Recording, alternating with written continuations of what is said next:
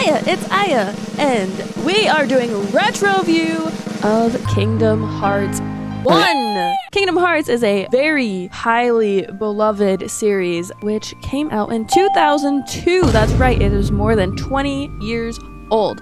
Unfortunately, because of how everything is, I no longer have my PlayStation 2, so therefore I played the final mix, which was released for the PlayStation 4 and other platforms. You can get this game and the sequels on multiple different platforms, which is really awesome. You can get it for your Switch, which is cloud-based, which I don't recommend, but they just released it on Steam, so this is a great time to talk about Kingdom Hearts 1 as a retrospective review. Now, I didn't play this series when I was younger. I had it and I played like maybe the intro, and then my little brothers kind of just play the games instead of me. So I don't have the nostalgia hit that original gamers of Kingdom Hearts have. However, my review will be based on playing through the game all the way up until the final boss, like the final boss. To reduce spoilers, I know this is a 20-plus-year-old game, as it is 2024 right now, but I don't want to spoil everything. But I'll spoil like half of it, you know?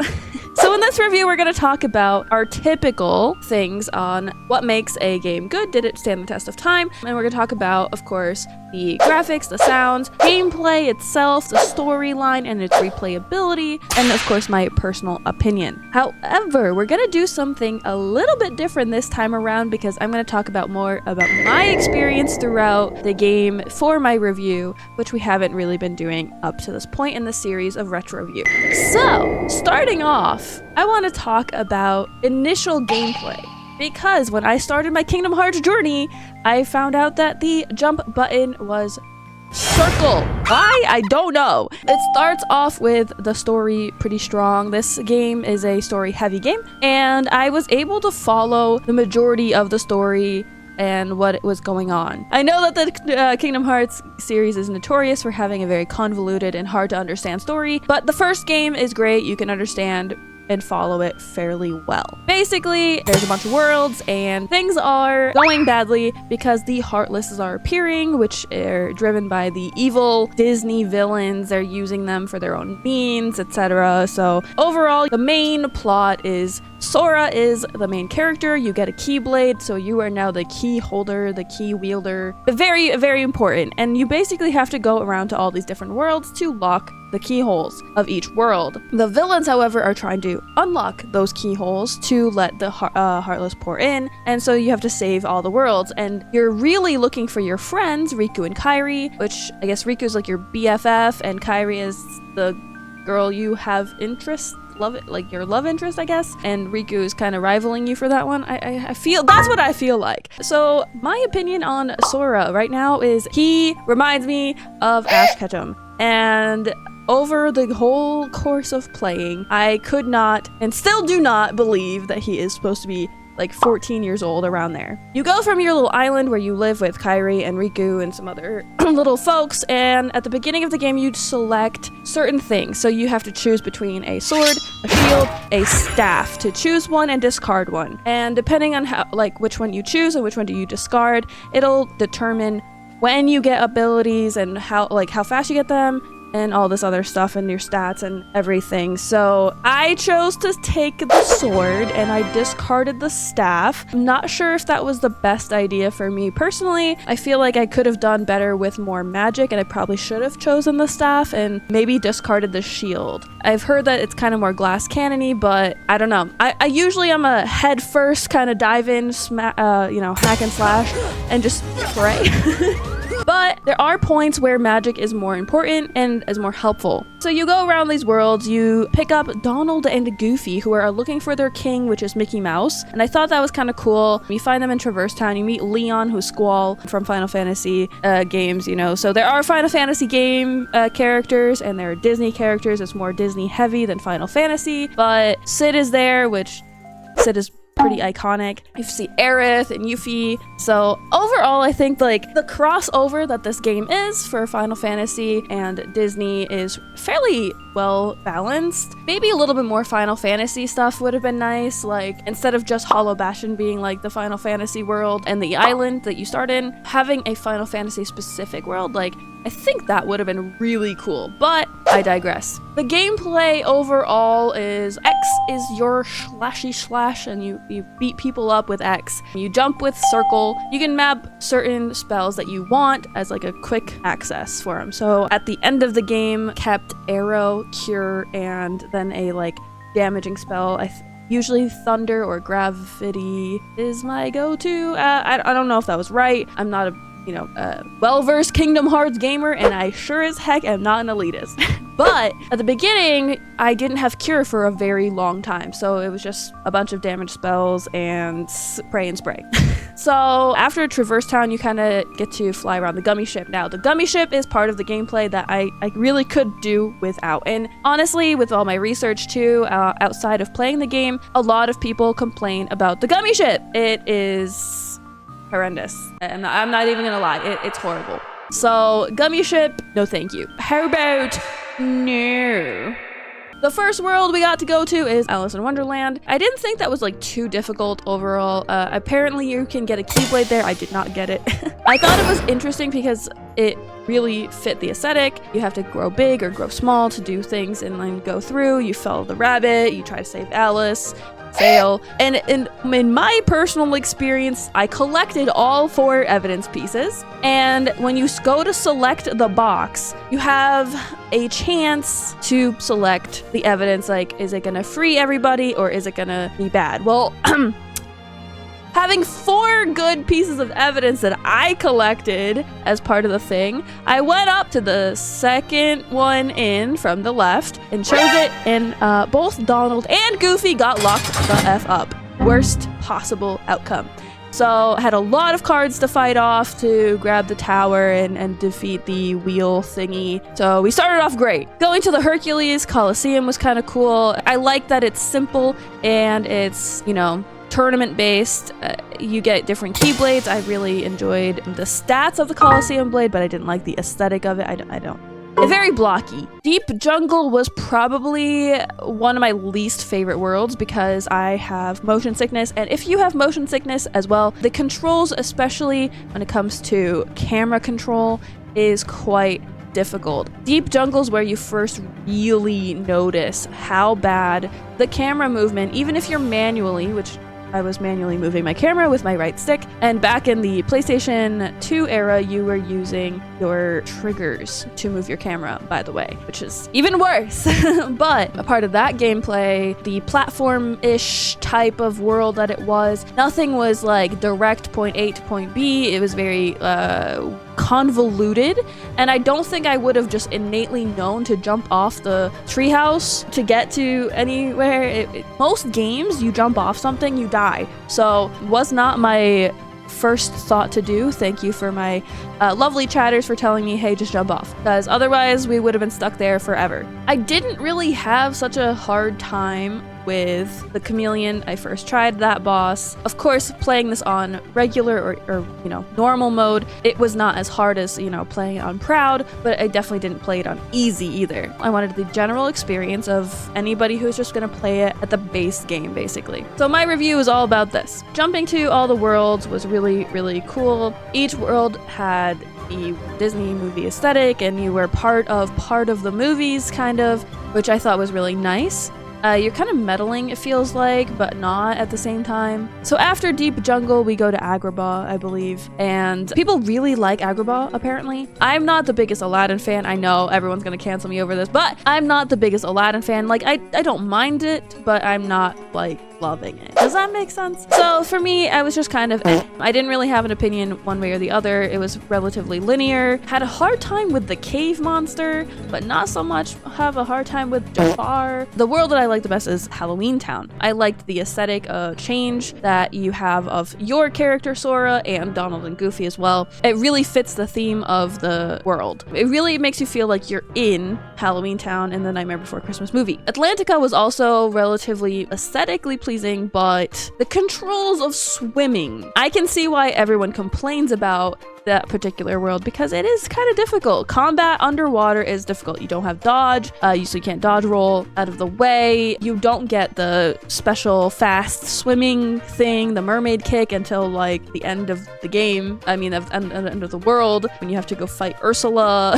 There are some things where it's very linear, but it's not. Like, I definitely got lost on Monstro, which is my least favorite world. I think that the compilation overall was pretty decent. Like, I loved seeing the different movies. I'm a huge Winnie the Pooh fan. When I was a little kid, I loved Winnie the Pooh. So having that as part of a side thing that you could do is awesome. The puppies, I really wish that there was like a little bit more where you can like see them or something in the world instead of just opening up a box. I do think that this game has a lot, and I mean a lot, of different components to keep you kind of playing, right? If you're like me and you just played the base game, cool.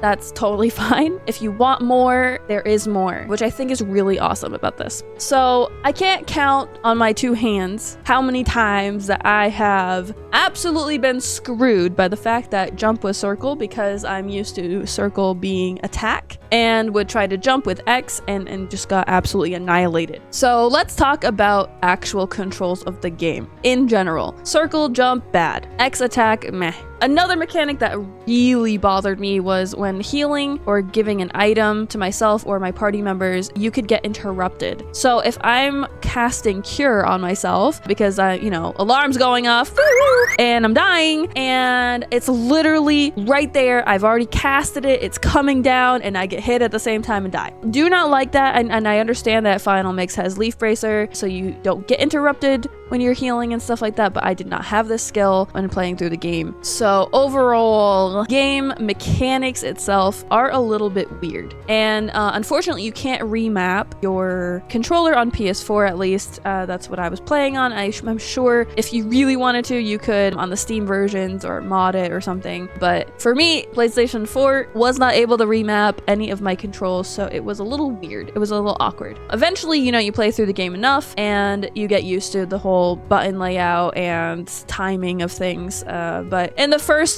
good half of the game, it got pretty annoying when trying to heal and then dying as the cast has come off. So if something like that is a mechanic, usually a cast bar or something might not be a bad idea to just show hey, how long do I have, so that it's visualized. If I was playing this as a kid, I'd be pretty dang frustrated. The other mechanic that I'm not super fond of is when just regular attacking with your Keyblade by spamming X is that you move with the attacks quite a bit, and so I'd often fall off ledges, and the place where this was absolutely the worst was in Monstro, because I got so lost in there, and of course I didn't know that same color follow green holes kind of thing to find your way out. So I would fall, and the chambers are only numbered 1 through 6, and it's not really intuitive which way to go if you don't know the color hack. It's not even a hack, it's just know that you follow this one color and then you'll make it.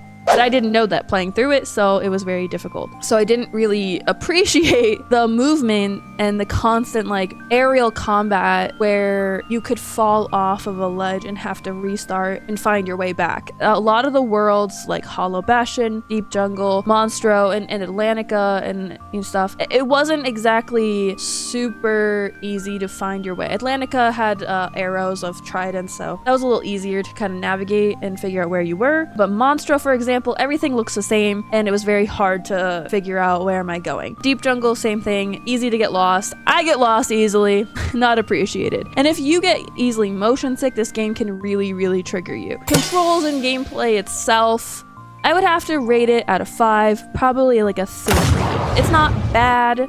And overall, it's well made enough to get through the game. There are some hiccups like the gummy ship and the jump button and all that kind of stuff. That does kind of from a current perspective of 2024 going back to it, not always the most intuitive for gameplay itself when it comes to controls. Story though, story-wise, I think that this game is really well made. The story is linear enough. You're trying to find your friends. You're also trying to save the world from the darkness and the bad guys and the heartless, and you don't want anyone to steal your heart. There are some twists, and while I'm not a fan of animes where the best friend gets turned on you kind of thing, I didn't mind that kind of thing here in this game as much as I thought I would. So not bad, not bad. Apparently, when you play the whole series, you can't really do much about the whole thing. You have to watch a lot of cutscenes, you have to play all the games to get the full scope of it. In this game, you can understand what's happening at least, right? So if you're gonna start the series of Kingdom Hearts, I recommend starting at 1 because you'll at least know what is going on, right? Story-wise, really nice. I love the implication of all the Disney worlds. You get to play part of the movies, the bad guy, and how things play out.